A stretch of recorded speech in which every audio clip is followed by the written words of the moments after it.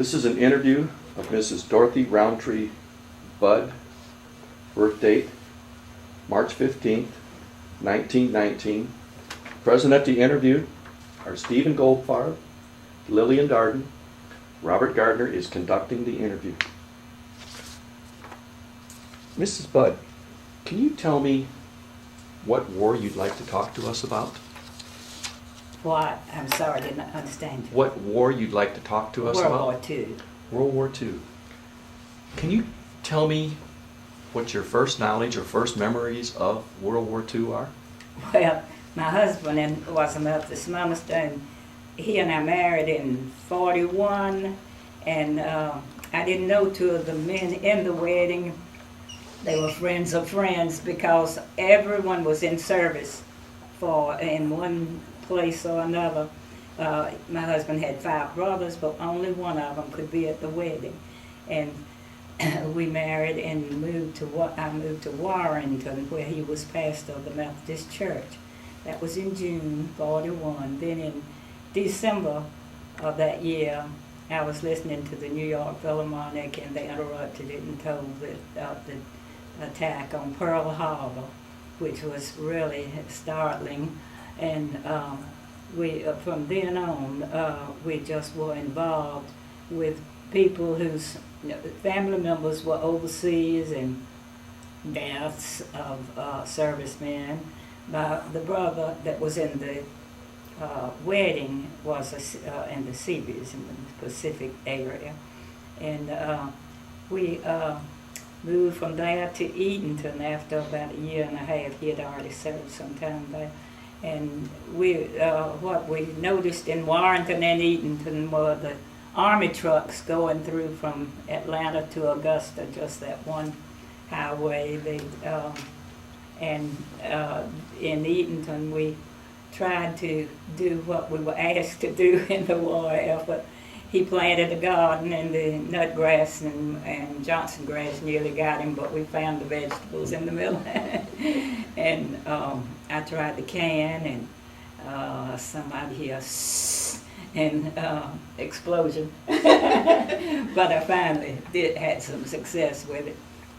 And that was part of the war effort. And of course, coffee and sugar were rationed, which was certainly no hardship on anybody. We just were there was such an extreme feeling of patriotism then. I've never seen it at any other time.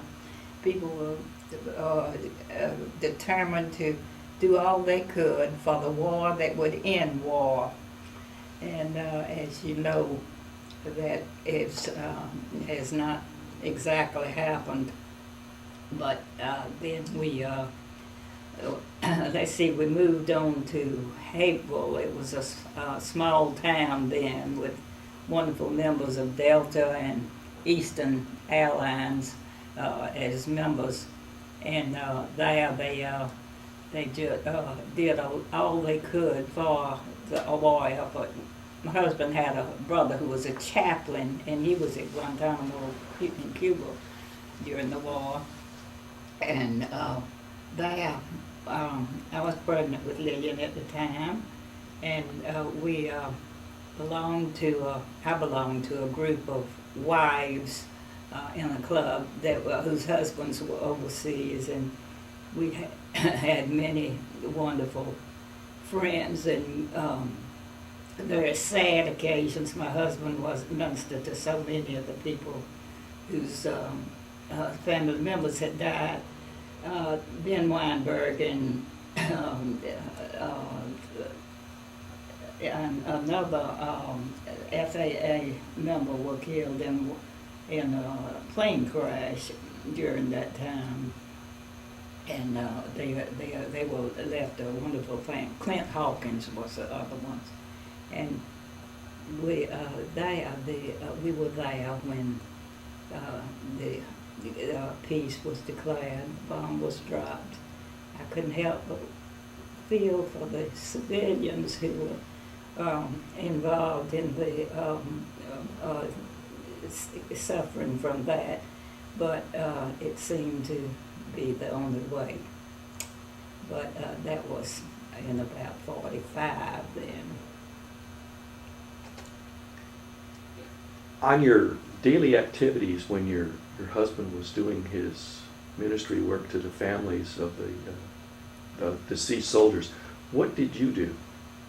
Oh, I was busy with music. I played for worship services and taught piano and help people who needed help. My husband was wonderful with ministering to people, and I made a home for him and children. Did you have friends and relatives that went off into the military? Yes, my brother was in the army in the European field, and he got back home, and then, as I said, my husband's brother, one chaplain, one in the Sea Beast, and just many friends, his husbands, and some deaths, of course, which were very sad, but they felt that they were doing something that was for a worthy cause. How did you stay in touch with them? By mail. Did you send them any packages? No, not that I remember. Did they return your letters and tell you things that were going on with them? Well, they did. I found that they didn't like to talk about the war. The ones who were prisoners of war, they didn't like to tell of the hardships they had. But it's more of that has come out recently. I've heard from people about their experiences, and some of them were just unbelievable. Do you still keep in touch with any of these people? Yes, one or two of them are still living. Is this by mail, or do you occasionally get to visit? Why? By keeping in touch with them, is this by mail or by phone, or do you occasionally get a chance to get together with them? Well, both.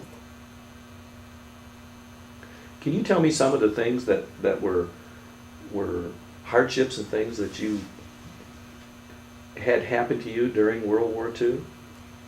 I didn't feel that I had hardships. I felt that I would do all I could for the war effort, but I didn't have hardships.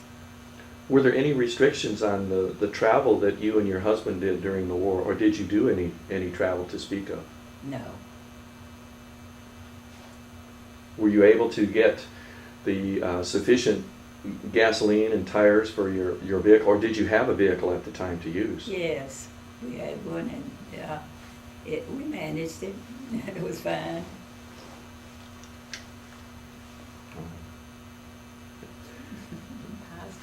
What kind of social activities did you have that you were able to participate in during the war? Well, I said I met with a group of women whose husbands were overseas, and just the usual things that were going on. I took part in church activities mostly. Were these activities in any way related to help the war effort along? Oh yes, definitely. They all did what they could in cooperating with what we were asked to do as civilians. Could you elaborate a little bit on the things that you were asked to do and the things that you did do during that time? Well, as I said, I tried to can, and then I ministered. I worked with my husband in the ministry of people who were bereft of loved ones, and everything was different, of course, but we were just so thankful when it was all over. What are your memories of Pearl Harbor when you heard about it? You mentioned that you heard about, you were listening to the Philharmonic on the radio and you heard about it. Well, it was just a shock to everybody, I guess. It was a surprise attack.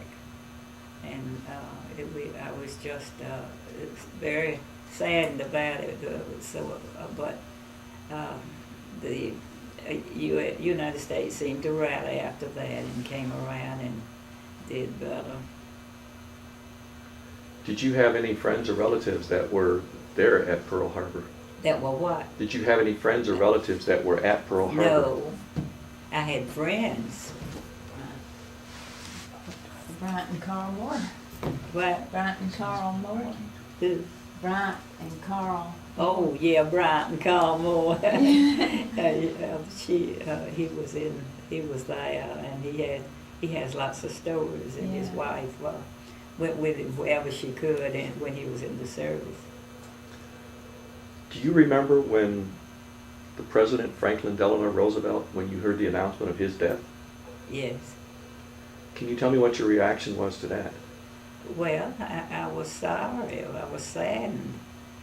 He had done a lot to help out. When I was in college, I had in the NYA program and received help from one of the things that he had started, and he just was a very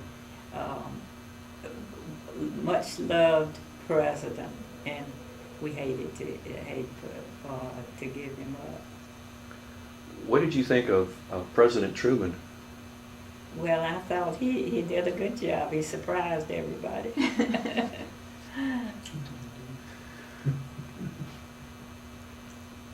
Living next to the airport might have been different. You know. Where did you live at the time of the Second World War? Well, I lived in Parsonages, which is a home furnished for the minister and his wife in all the towns that I lived in, from Hapeville to Warrenton. From Hapeville to Warrenton to Eatonton to Hapeville, and then at Glen Memorial, it was in walking distance of the church. That's in Atlanta church. At the time when you lived in Hapeville, was the airport there? Yes, and we could take our son and climb the stairs and just see the planes take off. But we could get that right to them, and he enjoyed all that. Right first night I slept in that house, planes going over my head. The noise bothered me, but I got used to it.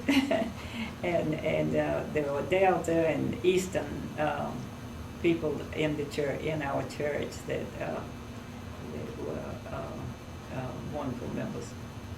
Were there civilian and military planes at the field at that time? But Were there civilian and military planes at the airport at that time? no, I don't know of any civilians. What was air travel like then? Did you have an opportunity to fly at that time? No, I didn't fly. Didn't fly. I had never flown until we were at Glen Memorial. Then I flew, and then, since then I've done a good bit. Ask about her sister Virginia. Can you tell me a little bit about any of your relatives? Sister Virginia. About your sister Virginia. She was in the Peace Corps, was it? The recreation part of it, in the European field, and she served over there, and I thought that was a wonderful thing.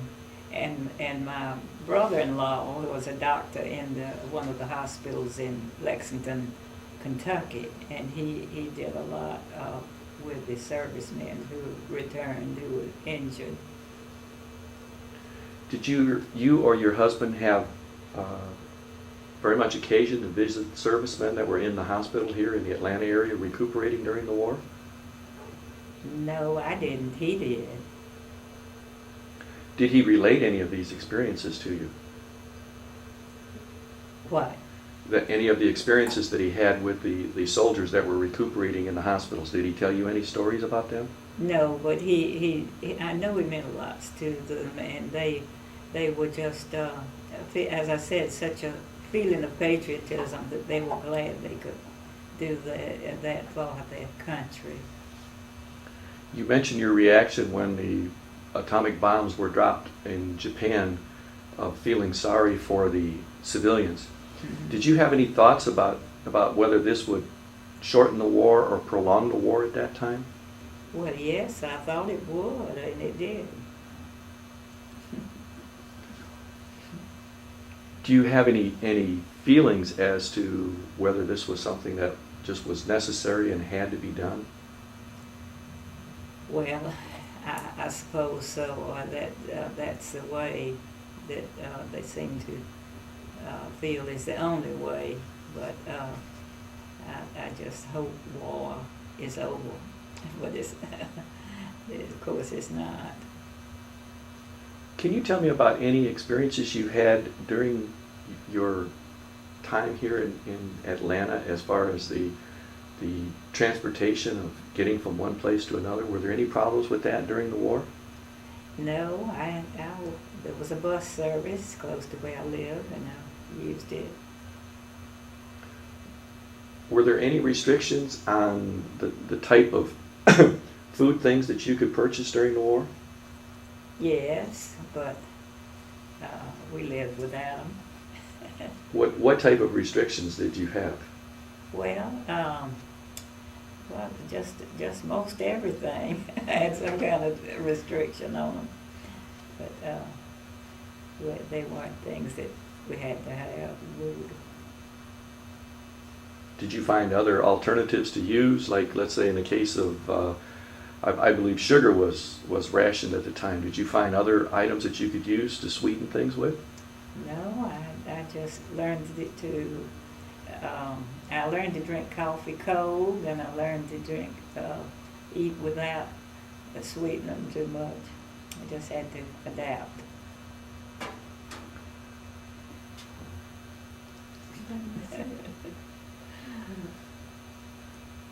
Were there any other experiences that you had with the ladies groups that you'd like to tell us about? No, I don't think so. We had the wonderful members in our church, Dr. Frank Wells and Dr. Jared Wells, and Jared Wells Jr. was killed in the world service, and people like that. It was very sad to give up fine young men like that, but we were just saddened by the deaths. I know that the funerals and things would be very difficult, very, very hard on the people there.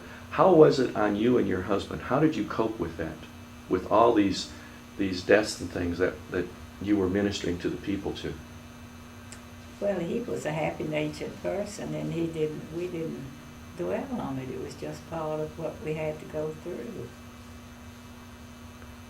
Where it was after a particularly stressful situation, was there anything that you or he did together to kind of help get over it?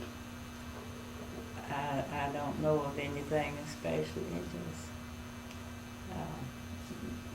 No, I don't know of anything. No, Yeah. no long walks, or maybe talking together, or maybe you playing something particular on the piano for him? Playing the piano for this, that, and the other.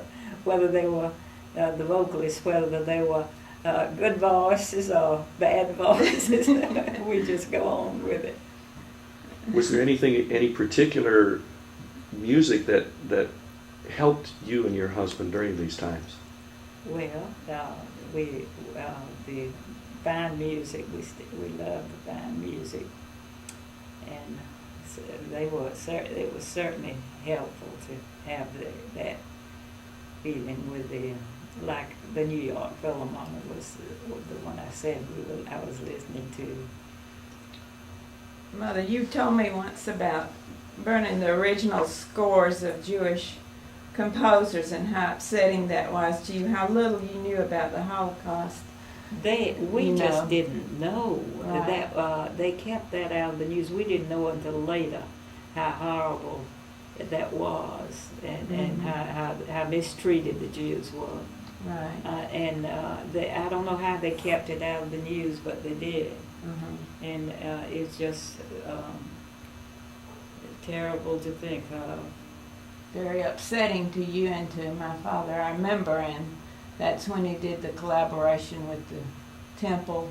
Yeah. And they had the joint Thanksgiving service. He preached there when the temple had been bombed, Right. and we shared services with the Jewish people for Thanksgiving. And, but that was really a terrible thing, the bombing of the church. But the Jewish people had so much to offer with the history of the church. Remember, you told me about Mendelssohn and Rachmaninoff, and you were talking about the only thing you ever heard about on a newsreel was burning the original scores of some of the Jewish. The only time I what?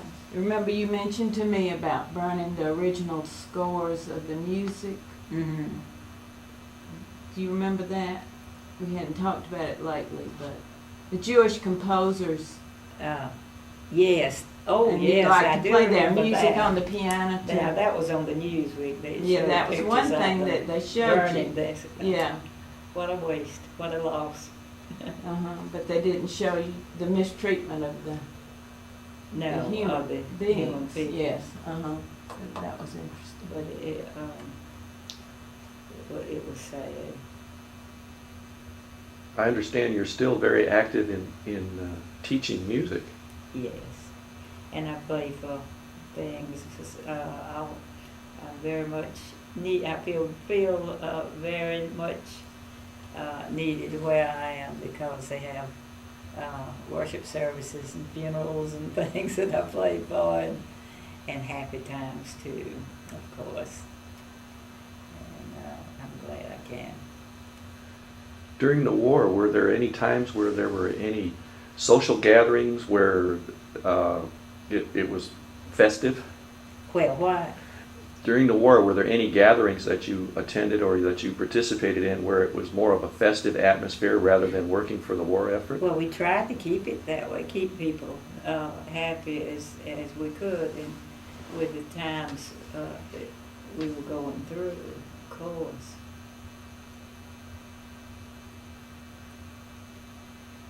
Is there anything else that you'd like to add to this interview? I don't know of anything. I was pregnant with Lillian at the time, and when we were in Hapeville, and Dr. Frank Wells was such a wonderful doctor. He was gave me some medicine to. She hadn't come, and we were 4 days out when my husband got sick. And so Lillian, he called and said he was going to give me something to make the baby come.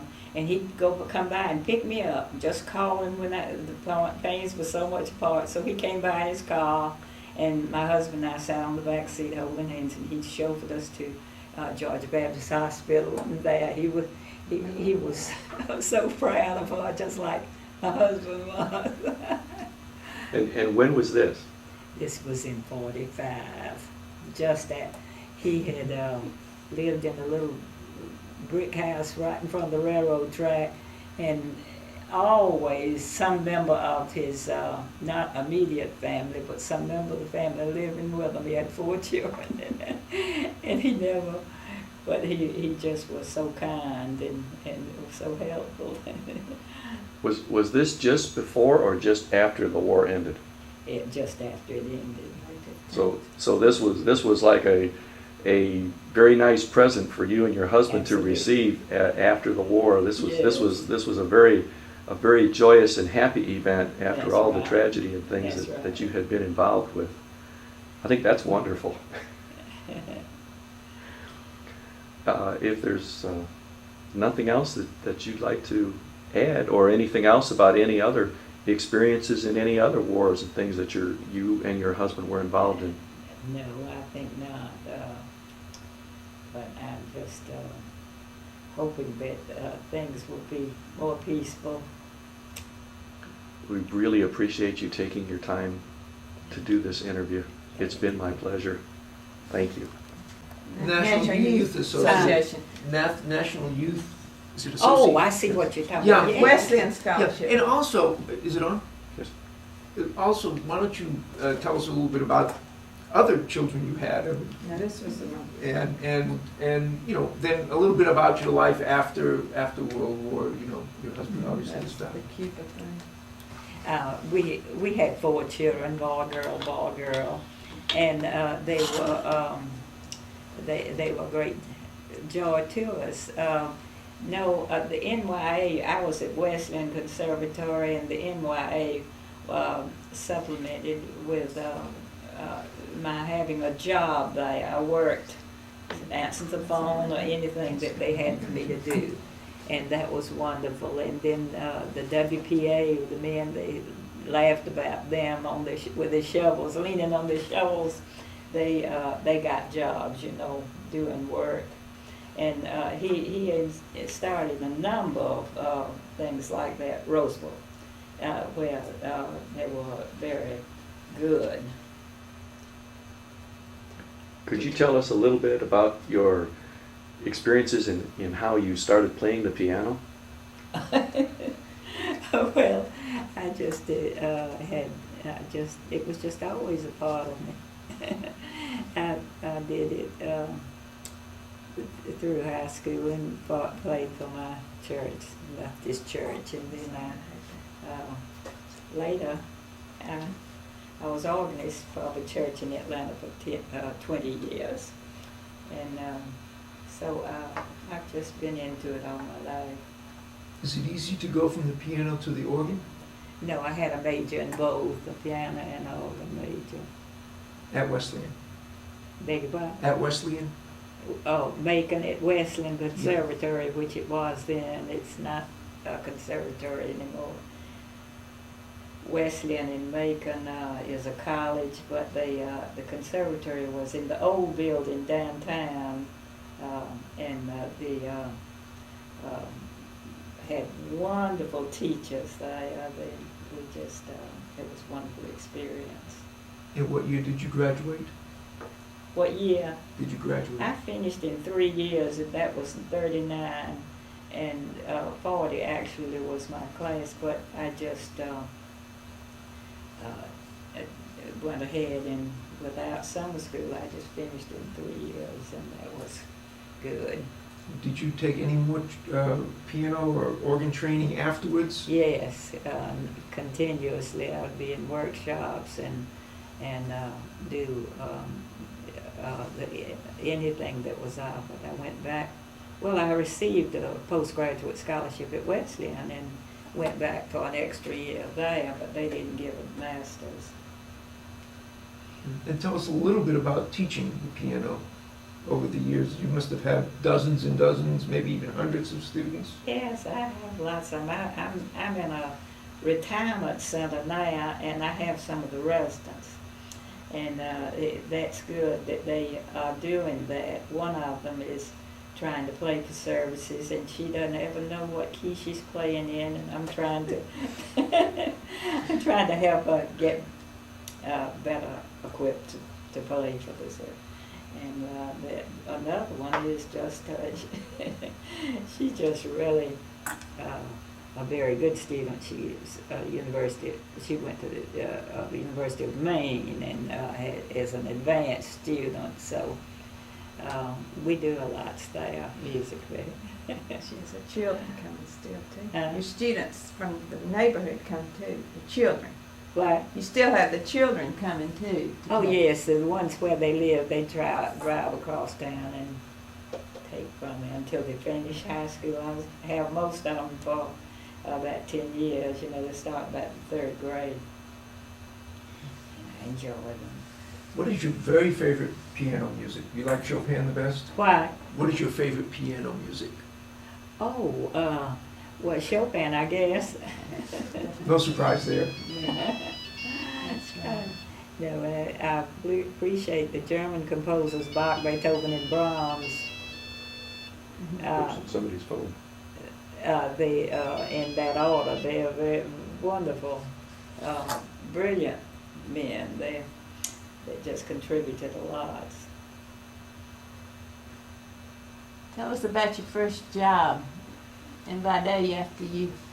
Well, I taught at the college in Milledgeville first. And then, I was thinking about you in 7th grade. oh yeah, when I was an pianist at the Presbyterian Church. Yeah. How much money did you make? $2 or $2.50 a month. How much did the NYA pay you?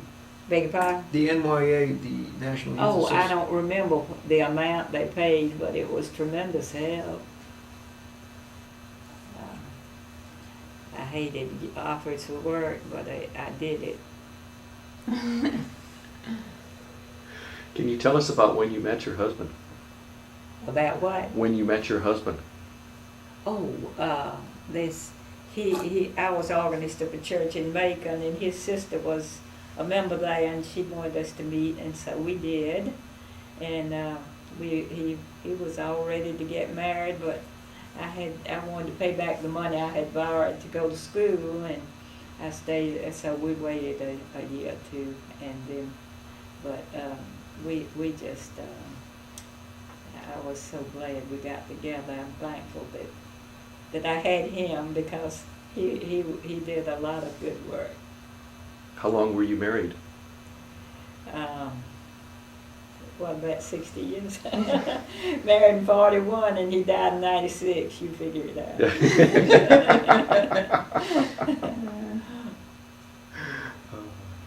Well, again, if there's nothing that you'd like to add to this, it's really been wonderful. I really appreciate you taking the time to come here and do this interview with us. I wish I could have added more, but anyway, I was glad to be here, and I love the beautiful place. Thank you again.